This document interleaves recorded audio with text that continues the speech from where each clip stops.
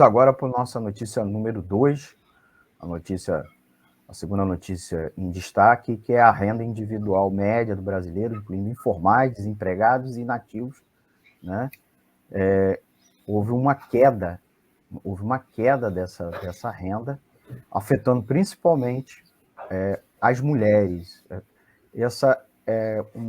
São dados da pesquisa Desigualdade de Impactos Trabalhistas na Pandemia, da Fundação Getúlio Vargas, FGV, sob a fundação do Marcelo Neri, da FGV Social. Alguns dados, muito rapidamente, para a gente destacar aqui, que menos 9,4%, a renda caiu menos 9,4%.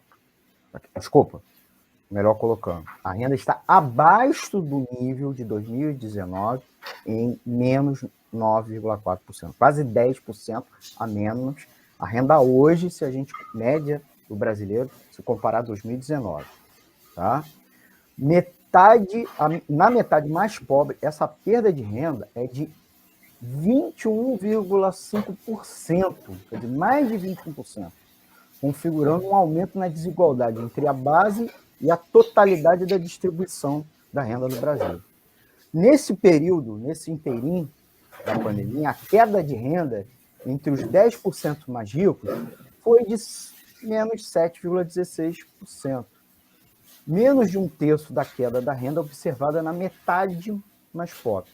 Quer dizer, então a pandemia não afetou igualmente toda a população, certo? Os ricos afetou menos. Quando eu digo rico, eu não estou falando dos milionários e principalmente dos bilionários, eu estou falando dos 10% mais ricos da população, que inclui, inclusive, por exemplo, servidores públicos, uma parcela considerável de servidores públicos, profissionais liberais, micro e pequenos empresários. O grupo do meio, entre os 50% menos e os 10%, uma espécie de classe média no sentido estatístico, teve uma queda de renda de 8,96%, cerca de 2,8 pontos percentuais de perda acima do extremo superior, tá certo? Então, reforçando isso que o Paulo tinha acabado de falar sobre a questão da desigualdade. João, seu comentário.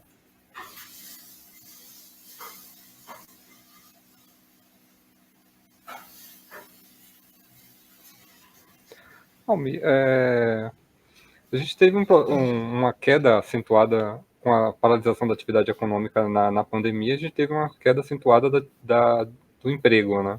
E isso se refletiu nesses dados que você está dando e, infelizmente, recai principalmente sobre a parcela mais frágil da população, que são justamente os negros e as mulheres, né?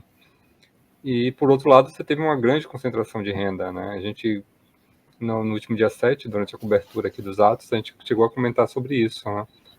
Como houve uma concentração grande de renda, não só no Brasil, mas em todo o mundo, nesse período pandêmico. Muito bem. Paulo, seu comentário. Eu acho que a abordagem é muito interessante, Almir, porque é uma demonstração do que está acontecendo com os trabalhadores, porque a gente fala, a economia não cresceu, o PIB não cresceu, então, enfim, e a gente esquece que a renda média do trabalhador, sobretudo do trabalhador, inclusive o mais pobre, é que teve uma queda mais acentuada.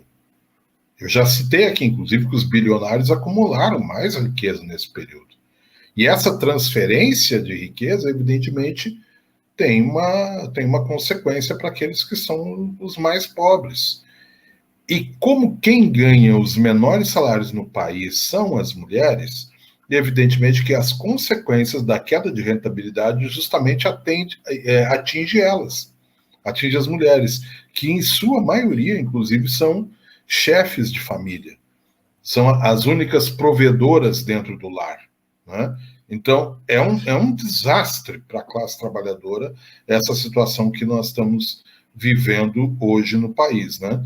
Há um dado aí, está circulando pela internet, um levantamento feito que mostra quem que é rico, quem que é bilionário, e onde estão os ricos e onde estão os bilionários no país.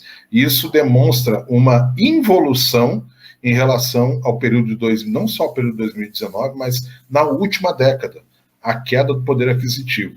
Para fechar, só para vocês terem uma ideia, 80% das campanhas salariais tiveram, no máximo, um reajuste da inflação. 30% sequer inflação teve. E desses 70% que tiveram inflação, variou essa inflação na concessão não de aumentos salariais, mas de penduricalhos, que a gente chama, benefícios ali, aumento do ticket, aumento do vale transporte, ou coisa desse estilo que deu uma equilibrada. Mas é essa a realidade.